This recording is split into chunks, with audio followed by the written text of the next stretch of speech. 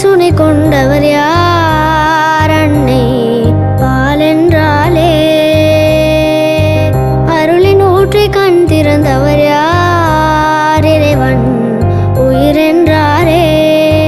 பெருங்கை ஆசையிலும் இருக்கை ஓசையிலும் புவியெங்கும் புன்னகை பூக்கட்டுமே. போகும் பாதை தூரமில்லை,